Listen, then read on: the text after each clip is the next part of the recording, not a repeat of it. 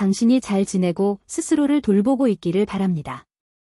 오늘의 이야기는 실제로 저에게 일어난 일입니다.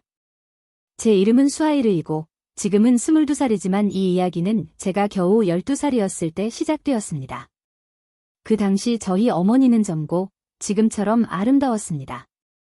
사실 어머니는 언제나 매혹적이었고 자신의 몸과 외모를 아주 잘 관리하셨습니다. 지금도 그 완벽한 아름다움을 유지하고 계십니다. 부모님이 이혼하신 후에도 어머니는 여전히 많은 구혼자들에게 관심을 받았습니다. 그녀의 아름다움과 우아함 때문에 많은 남자들이 그녀에게 관심을 보였지만 어머니는 모두 거절하셨죠. 저희 아버지는 강하고 매력적인 분이셨기 때문에 어머니는 그보다 못한 사람으로는 만족하지 못하셨습니다. 어머니는 종종 말씀하셨죠. 만약 다시 결혼하게 된다면 반드시 내 아버지만큼 강하고 매력적인 사람이어야 해. 어릴 때 저는 부모님이 방 안에서 함께 계실 때의 소리를 듣곤 했습니다. 그 소리들은 저를 혼란스럽고 무섭게 만들었습니다. 그때는 어머니가 고통받고 있거나 무언가에 불편해하는 줄 알았습니다. 하지만 나중에 자라면서 그것이 고통이 아닌 쾌락이라는 것을 깨달았습니다. 그 소리들과 속삭임들은 친밀함의 일부였던 것이죠. 아버지가 돌아가신 후에도 구혼자들은 끊이지 않았습니다. 하지만 어머니는 모두 거절하셨습니다. 그러던 어느 날 살라 아저씨라는 남자가 어머니에게 청혼했습니다.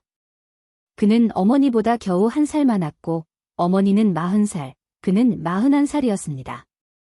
저는 그를 아저씨라고 불렀지만 사실 그는 저와 그리 나이 차이가 나지 않았습니다.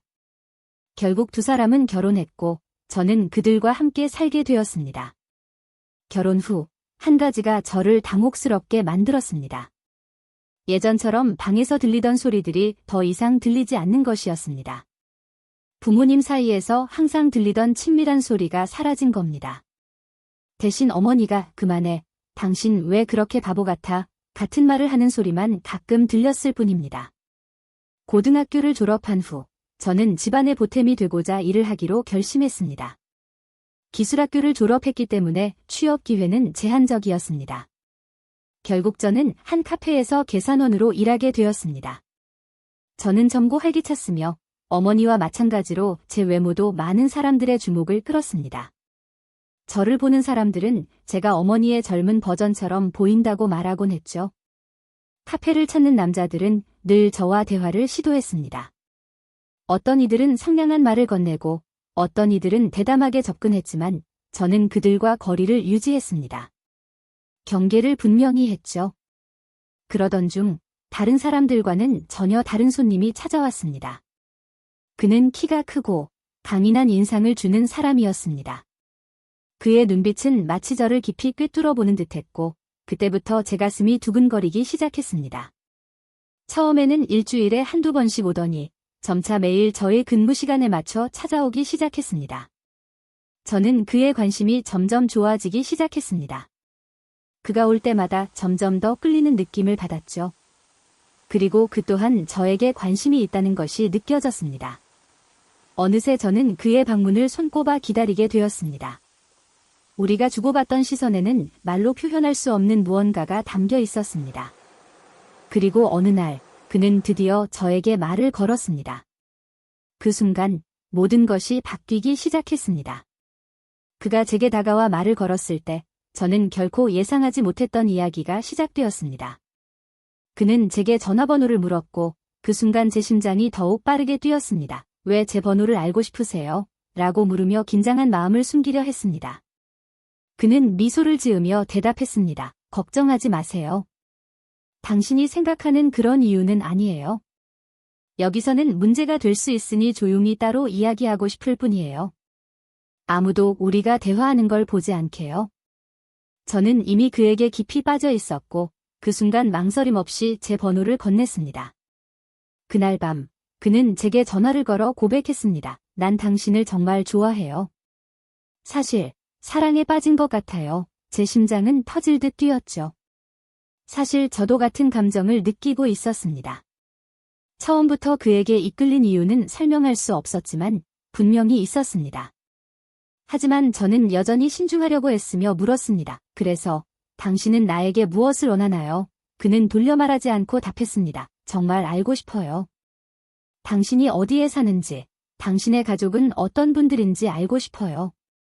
제가 그에게 아버지가 돌아가셨고 어머니와 단둘이 살고 있다고 설명했습니다. 그래도 주소를 알려주고 어머니와 상의하여 그가 우리를 방문할 가장 좋은 시간을 정해야 한다고 말했습니다. 어머니는 반대하지 않으셨고 오히려 차분히 목요일에 오라고 제안하셨습니다.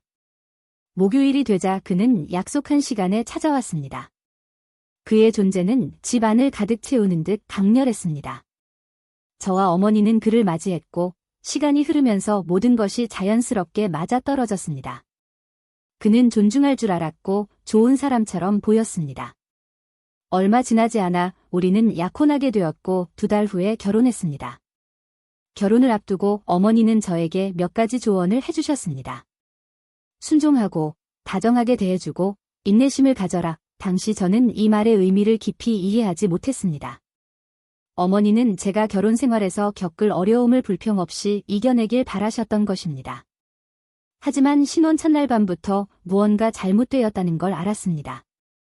그는 지나치게 강렬했고 그와의 관계는 시작부터 지치게 만들었습니다. 어머니가 그날 밤 저를 보러 오셨지만 저는 너무 피곤해서 제대로 대화할 수도 없었습니다.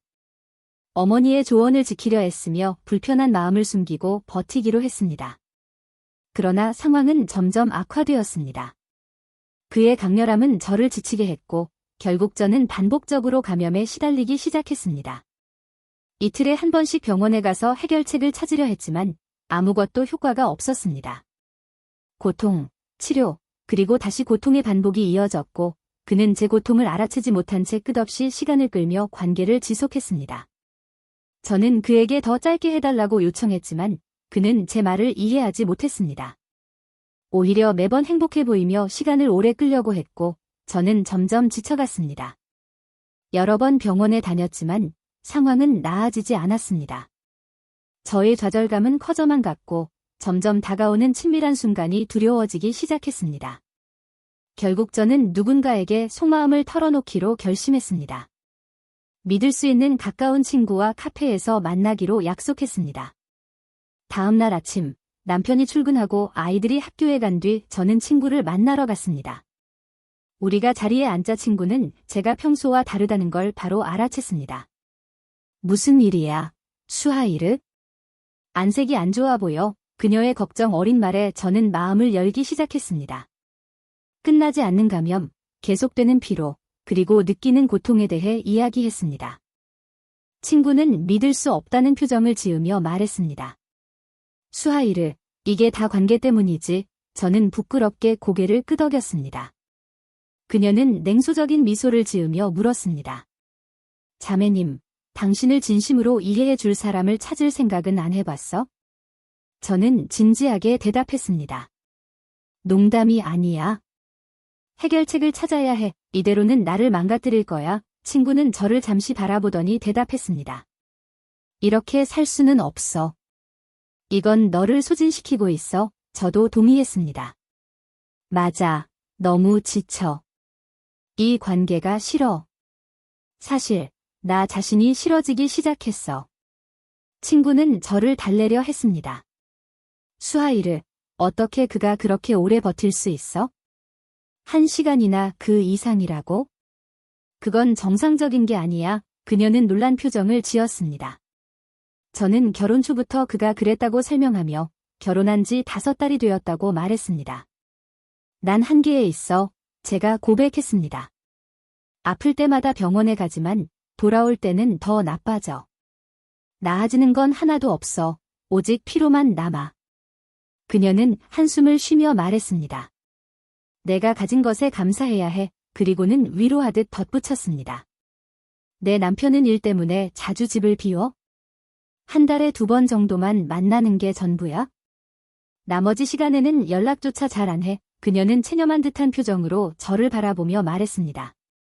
그래도 내 경우엔 그가 항상 곁에 있잖아. 내 경우엔 거의 집에 없다고. 저는 겉으로는 동의하는 척했지만 속으로는 이 말이 제 문제를 해결해 주지 않는다는 걸 알고 있었습니다. 아마도 내 말이 맞아. 제가 말했습니다. 문제가 나한테 있는 걸지도 몰라. 친구는 저를 설득하려 했습니다. 너한테 문제가 있는 게 아니야? 넌 잘하고 있어. 하지만 견뎌야 해. 모든 여자가 그렇게 살아. 우리는 그렇게 이야기를 이어갔고, 친구는 조언을 아끼지 않았지만 제 마음은 변하지 않았습니다. 저는 친구의 조언을 따르기로 마음먹고 집으로 돌아왔습니다. 참으며 지켜보기로 한 겁니다. 결국 저는 결혼한 지 얼마 되지 않았으니 시간이 지나면 익숙해질지도 모른다고 생각했습니다. 그날 밤 남편은 기분이 좋아 보였고 저를 잘 보살펴 주었습니다. 그는 제가 무너지지 않도록 완벽하게 저를 휘감았고 저는 그날 밤 그의 리드에 몸을 맡겼습니다. 이번에는 뭔가 다를 거라고 믿고 싶었습니다. 처음에는 괜찮을 것 같았어요. 하지만 시간이 지날수록 그는 매 순간을 길게 느려갔고 저는 금세 지쳐버렸어요. 고통이 점점 심해졌고 그저 빨리 끝나기만을 바랐어요. 무슨 말인지 알죠? 도망가고 싶지만 그럴 수 없는 그 감정 말이에요. 저는 고통에 신음했지만 그는 자신의 즐거움에 빠져 멈추지 않았어요. 마침내 끝났을 때 그는 짜증난 표정으로 일어나더니 마치 제 탓인 양 화를 냈어요. 너한테 질렸어. 더는 못 참겠어. 나를 만족시킬 줄 아는 사람을 찾아야겠어. 저는 그 자리에 멍하니 서서 그의 말이 칼처럼 가슴에 꽂히는 기분을 느꼈어요. 그는 계속해서 말했죠. 다른 사람을 찾을 거야. 나를 견뎌줄 사람이 필요해.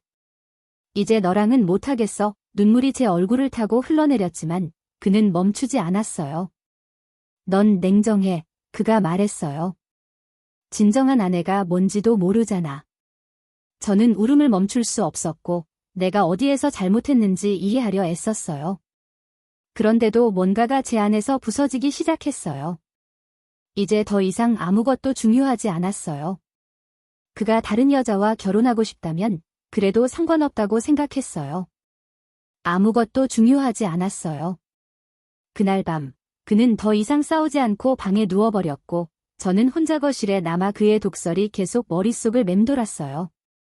마침내 침대로 갔을 때 그는 이미 잠들어 있었어요. 마치 아무 일도 없었다는 듯이요. 하지만 저는 잠을 잘 수 없었어요. 고통과 좌절, 모욕이 보이지 않는 상처처럼 제 안에 깊이 새겨졌어요. 다음 날 아침, 그는 마치 아무 일도 없었던 것처럼 행동했지만 제게는 모든 것이 변해버린 후였어요. 무엇인가가 제 안에서 영원히 변해버린 걸 느꼈어요. 어머니가 그런 저를 보시고 놀라며 저를 품에 안으셨어요. 무슨 일이니, 내 딸아? 이런 모습은 처음이야. 절망 속에서 저는 외쳤어요. 엄마, 이 결혼은 더 이상 못 견디겠어요. 이혼하고 싶어요. 그와 더 이상 살 수 없고 다시는 결혼하고 싶지 않아요. 어머니는 저를 진정시키려 하셨죠. 딸아, 신의 뜻에 따라야 해. 무슨 일이 있었니? 왜 이렇게 말하는 거니? 저는 간절하게 부탁했어요. 엄마, 제발 저를 도와주세요. 어떻게든 해결해 주세요. 어머니는 당황하신 듯 물으셨어요. 그가 널 때리기라도 했니? 눈물을 흘리며 저는 대답했어요. 아니요, 엄마. 그가 친밀할 때 너무 거칠고 강해서 제가 더 이상 견딜 수가 없어요. 그는 너무 강해요. 저는 너무 지쳤어요. 제가 이렇게 이야기하는 동안 뒤에서 작은 소리가 들렸어요. 어머니의 남편인 삼촌살라가 방에서 조용히 나오는 소리였죠. 그가 집에 있었는지 몰랐던 저는 부끄러움에 휩싸였어요. 그 순간 사라지고 싶었어요. 어머니는 제 불편함을 눈치채시고 말씀하셨어요.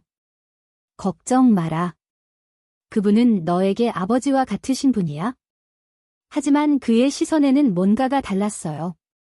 저를 보는 그의 눈빛이 저를 불편하게 만들었어요.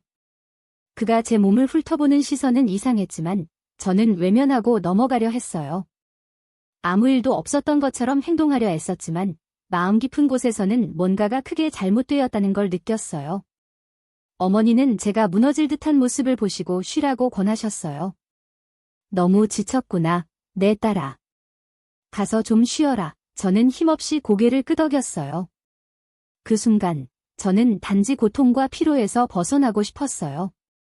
어머니는 문제를 해결해 보려는 마음으로 남편에게 전화를 걸어 그를 점심에 초대하셨어요. 오늘 저녁 우리 집에 와요. 그녀는 그에게 말했어요. 남편은 흔쾌히 동의했죠. 어머니는 이 만찬이 우리의 문제를 해결해 줄 것이라고 기대하셨어요. 그날 저녁, 우리는 식탁에 둘러앉아 식사를 했고, 잠시 동안은 모든 것이 평범해 보였어요. 하지만 식사 후에 어머니는 남편을 따로 불러 대화를 나누셨어요. 무슨 일이 있었는지 알아내고 우리를 화해시키고 싶으셨던 거죠. 왜 수하이르에게 화가 났나요? 어머니가 물으셨어요. 남편은 한숨을 쉬며 대답했어요. 그녀는 나를 좋아하지 않아요. 내가 다가가면 피하려고 해요. 우리가 관계를 가질 때조차 그녀는 빨리 끝내길 바라요. 어머니는 충격을 받으신 듯 물으셨어요. 그게 무슨 말이에요? 남편은 숨김없이 대답했어요. 그녀는 내가 만지는 걸 원치 않아요. 내가 다가가면 빨리 끝내달라고 해요. 마치 나를 계속 거부하는 것 같아요.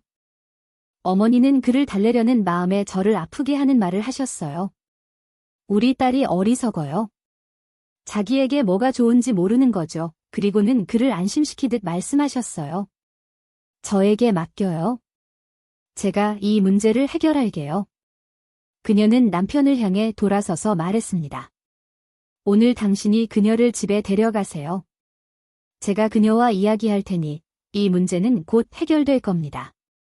내일이면 신의 뜻대로라면 모든 것이 해결될 거예요. 남편은 피곤한 표정으로 고개를 끄덕이며 중얼거렸습니다. 이게 과연 효과가 있을지 모르겠어. 난 이미 기대를 접었어. 하지만 어머니는 단호했습니다. 그녀가 저를 압박하는 방식은 잔인했고 저는 그녀가 마음만 먹으면 어떤 터무니없는 해결책이라도 찾아낼 수 있다는 걸 알고 있었습니다. 그가 다른 여자와 결혼할까 봐 두렵다면 선택해야 해. 그녀가 냉정하게 말했습니다. 그와 이혼하든지 아니면 내가 제안하는 것을 받아들이든지. 저는 혼란에 빠져 어떻게 반응해야 할지 몰랐습니다. 무슨 말이에요? 제가 두려움에 차서 물었습니다. 그녀는 마치 당연한 듯 말했습니다. 내가 삼촌 살라와 함께하는 거야? 그리고 나는 내 남편과 함께할 거고. 그럼 우리 중 누구도 잃을 게 없잖아. 저는 믿을 수 없다는 듯 그녀를 바라보며 제 귀를 의심했습니다. 내가 내 남편을 감당할게. 그녀가 계속 말했습니다. 난 2시간, 3시간도 문제 없어. 하지만 넌 약해. 모든 걸 빨리 끝내고 싶어 하잖아. 그 남자는 나처럼 즐길 줄 아는 사람이 필요해. 그 말은 저를 마치 배에 주먹을 맞은 것처럼 아프게 만들었습니다. 이건 현실일 리 없어. 저는 생각했지만 어머니는 진지했습니다. 이건 너를 위해서야. 내 결혼을 지키기 위해서야. 그녀가 고집했습니다. 내 가정을 지키기 위해서라니까. 이렇게 하면 그가 다른 여자를 찾지 않을 거야? 안 돼요, 엄마. 제발요, 신의 이름으로, 안 돼요. 저는 절망에 빠져 애원했습니다. 저는 그런 해결책을 받아들일 수 없어요. 하지만 어머니는 물러서지 않았습니다. 그가 동의할 필요 없어. 그녀가 냉정하게 말했습니다. 내 방식대로 할 거야? 그 순간 모든 것이 명확해졌습니다. 왜 그녀가 제 옷을 입고, 왜 그렇게 도발적으로 행동했는지, 그리고 왜 남편을 향해 그토록 강렬한 시선을 보냈는지. 이미 그녀는 결정을 내렸고 적절한 순간만 기다리고 있었습니다. 이제는 분명해졌습니다. 그녀의 목표는 제 남편이었습니다. 그리고 저는 선택의 여지가 없었습니다. 다음 날 어머니는 자기 집으로 돌아가겠다고 선언했습니다. 하지만 떠나기 전에 제 남편을 불러 대화를 나누었죠. 저는 옆에서 그들의 대화를 듣고 있었습니다. 당신의 문제를 해결해 줄게요. 어머니가 그에게 말했습니다. 이 해결책이 어떤가요? 남편은 혼란스러워하며 물었습니다. 무슨 말이에요? 그녀는 주저하지 않았습니다. 수하이르는 당신과 맞지 않아요. 그녀는 약해요. 내 남편처럼요. 당신들 둘 다 모든 걸 빨리 끝내는 걸 좋아하죠. 반면에 저는 당신과 같아요. 저는 모든 순간을 즐길 줄 아는 사람이에요. 우리 바꾸는 게 어때요? 남편은 충격을 받은 듯 믿기지 않는다는 표정으로 물었습니다. 진심이에요. 어머니는 미소를 지으며 확신에 찬 목소리로 말했습니다. 네, 진심이에요. 수하이르와 당신은 맞지 않아요. 하지만 우리 둘은 잘 맞을 거예요. 그녀의 제안은 명확했습니다. 수하이르와 함께 있어요. 어머니가 그녀의 남편에게 말했습니다. 그리고 나는 당신 남편과 함께 할 거예요. 모든 것이 비현실적으로 느껴졌습니다. 하지만 그녀의 해결책은 분명했고 부정할 수 없는 현실이 되었습니다. 저는 선택의 여지가 없었습니다. 체념한 채 동의할 수밖에 없었습니다. 그리하여 남편, 어머니, 그리고 저는 각자 짐을 챙겨 그녀의 집으로 갔습니다. 집에 도착했을 때 삼촌 살라는 소파에 앉아 경기를 보고 있었습니다. 우리가 들어가자 어머니는 곧장 그에게 다가갔습니다. 일어나요. 당신을 위해 선물을 가져왔어요. 그녀가 말했습니다. 삼촌은 혼란스러운 표정으로 물었습니다. 무슨 말이야? 어머니는 저를 가리키며 말했습니다. 이게 수하이르예요. 그는 충격에 휩싸여 저와 어머니를 번갈아 보며 이것이 진심인지 아니면 터무니없는 장난인지 분간하지 못했습니다. 그러나 어머니는 물러서지 않았습니다. 어서요. 데려가세요. 당신이 항상 저런 눈빛으로 그녀를 바라봤잖아요. 이제 그녀는 당신 거예요. 삼촌 살라는 잠시 망설였지만 곧 일어섰습니다. 여전히 혼란스러워 보였지만 그에게 주어진 기회를 놓치지 않았습니다. 그는 제 손을 잡고 방으로 데려갔습니다. 피할 수 없는 일이 벌어졌습니다. 그 순간 저는 처음으로 다른 감정을 느꼈습니다. 고통도 피로도 없었습니다. 그와의 모든 것이 빠르고 간결했습니다. 제가 좋아하는 방식 그대로였죠. 남편과 함께할 때 느꼈던 무거운 부담은 전혀 느껴지지 않았습니다. 모든 것이 자연스럽고 가볍게 흘러가 믿기 어려울 정도였습니다. 우리가 끝낸 후 함께 아래층으로 내려갔습니다. 남편과 어머니는 여전히 방 안에 있었고 우리는 부엌으로 가서 주스를 만들고 간단히 음식을 준비했습니다. 그리고 마치 아무 일도 없었던 것처럼 TV 앞에 앉아 시간을 보냈습니다. 그 후 어머니의 남편과 함께 있을 때 우리는 방 안에서 들려오는 어머니의 신음소리와 웃음소리를 들었습니다. 어머니는 남편과 함께 있었고 그 소리는 명확했습니다. 어린 시절 어머니가 아버지와 있을 때 들었던 바로 그 소리들이었습니다. 그것은 고통이나 불편함이 아닌 온 집안에 울려 퍼지는 즐거움의 소리였습니다. 저와 어머니의 남편은 그 상황을 마치 자연스러운 일인 양 웃으며 넘겼습니다. 두 분, 그만 좀 해요. 우리는 농담했습니다. 대체 거기서 뭐 하는 거예요? 사자라도 있는 줄 알겠어요. 이런 이상하고도 강렬한 생활이 몇 달 동안 이어졌습니다. 어머니와 남편은 서로 너무 잘 맞아 마치 원래부터 한 사람처럼 지냈습니다. 그들 사이의 강한 화학작용은 깰 수 없을 정도로 깊어 보였습니다. 하지만 시간이 지나면서 제 안에서 질투가 싹트기 시작했습니다. 밤마다 남편과 함께 있는 어머니의 소리를 들을 때마다 가슴이 아팠습니다. 남편이 다시 저를 바라봐 주길 원했지만 어떻게 해야 할지 몰랐습니다. 어머니와 이 문제를 상의해 보려 했지만 그녀는 단호했습니다. 내 딸아, 이건 이렇게 흘러가야 하는 거야? 결국엔 남편이 내게 돌아올 거야? 다른 여자와 결혼하지 않는다면 너는 행복해야 해. 어머니는 이 모든 것이 저를 위한 것이라고 설득했습니다. 이건 다 너를 위해서야. 그녀는 반복했습니다. 나는 내 집과 결혼을 지키기 위해 피곤할 때도 몇 시간을 견딜 수 있어. 내가 행복하도록 말이야. 저는 그 말을 믿으려 애썼지만 뭔가가 맞지 않았습니다. 어머니가 정말 저를 위해 이런 일을 하는지 아니면 자신을 위해 하는지 알 수 없었습니다. 그럼에도 불구하고 저는 진실을 직면할 용기가 없었습니다. 매일 밤 들려오는 그 목소리들, 제가 다시 갖고 싶은 그 목소리들, 이 진실을 직면하는 게 두려웠습니다. 남편이 다시 저를 원하게 만들고 싶었습니다. 남편이 어머니를 원하듯이 저를 원하게 하고 싶었죠. 절망 속에서 저는 어머니의 남편에게 더 강렬한 관계를 원한다고 말했습니다. 당신은 더 잘해야 해요. 제가 그에게 불만스럽게 말했습니다. 왜 우리는 그들처럼 되지 못하는 거죠? 왜 우리 소리는 집안에 울려 퍼지지 않는 거예요? 어머니의 남편은 혼란스러워하며 힘없는 목소리로 대답했습니다. 나는 원래 이래. 오래 끄는 걸 좋아하지도 않고 피곤해지고 싶지도 않아. 저의 좌절감은 더욱 커져만 갔습니다. 이건 충분하지 않아요. 제가 말했습니다. 더 잘해야 해요. 모두가 듣게 만들어야 해요. 그는 저를 만족시키기 위해 자극제를 복용하기 시작했습니다. 처음에는 효과가 있었습니다. 우리의 관계는 점점 더 강렬해졌고 제가 기대했던 모습에 가까워졌습니다. 그러나 자극제를 복용해도 그는 결코 남편과 어머니가 함께하는 모습처럼 되지 않았습니다. 상황은 점점 위험해졌습니다. 그는 제 기대를 맞추기 위해 자극제 복용량을 늘려갔습니다. 더 오래 지속하기 위해, 저를 기쁘게 하기 위해 더 많이 복용했습니다. 그리고 어느 날 밤, 일이 터졌습니다. 그는 평소보다 더 많은 양을 복용했습니다. 우리는 방에 들어가 평소처럼 시작했지만 뭔가 달랐습니다. 한창 진행 중이던 그때 그는 갑자기 멈췄습니다. 그는 움직이지 않았습니다.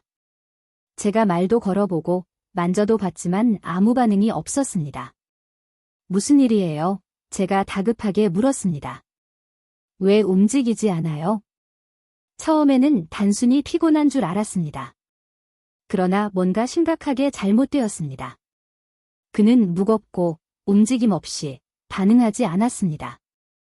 저는 그를 옆으로 돌리려 했지만 그는 여전히 차갑고 미동조차 없었습니다. 마치 완전히 꺼져버린 것처럼요. 저는 공포에 휩싸였습니다. 그를 깨우려고 소리를 지르며 흔들었지만 아무런 반응도 없었습니다. 일어나요. 무슨 일이에요? 저는 절박하게 외치며 그를 흔들고 깨우려 했지만 아무 소용이 없었습니다. 그 순간 복도에서 발소리가 들렸습니다. 남편과 어머니가 제 비명소리에 놀라 문 앞에 나타났습니다. 그들은 방으로 들어왔고 어머니의 남편이 바닥에 누워있는 모습을 보자마자 그들의 표정이 순식간에 변했습니다. 소란을 듣고 사람들이 달려왔고 저는 옷도 입지 않은 채 무슨 일이 있었는지 설명하려 애썼습니다. 무슨 일이야? 그들이 상황을 이해하지 못한 채 물었습니다. 저는 공포에 질려 대답했습니다. 몰라요. 그가 움직이지 않아요. 어머니는 몸을 기울여 그의 상태를 확인하더니 차갑게 말했습니다. 죽었어. 그녀의 그 한마디가 저를 얼어붙게 만들었습니다. 죽었다고요? 남편이 옆에서 그의 몸을 흔들어 봤지만 그는 여전히 차갑고 무거운 돌덩이처럼 움직이지 않았습니다. 남편은 망설이며 말했습니다. 아직 살아있을지도 몰라. 구급차를 불러야 해. 하지만 어머니는 재빨리 반응했습니다. 미쳤어. 우리 모두가 체포되길 원해? 이런 모습으로 발견되면 큰 스캔들이 될 거야. 경찰이 조사를 하고 우리를 신문할 거라고. 그럴 순 없어. 남편은 공포에 질려 어떻게 해야 할지 몰랐습니다. 그럼 이제 어떻게 해야 해? 남편은 절박하게 물었습니다. 그를 이렇게 둘 수는 없어? 어머니는 시간을 벌기 위해 말했습니다.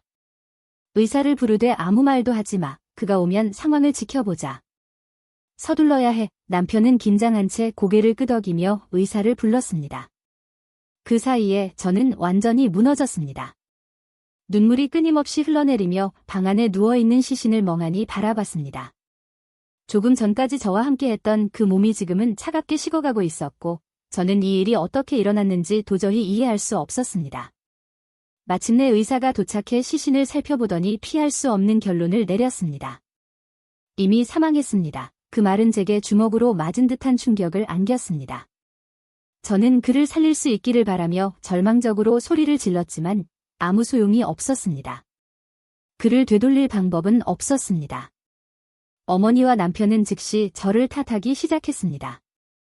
이건 다 내 잘못이야. 그들은 절망 속에서 소리쳤습니다.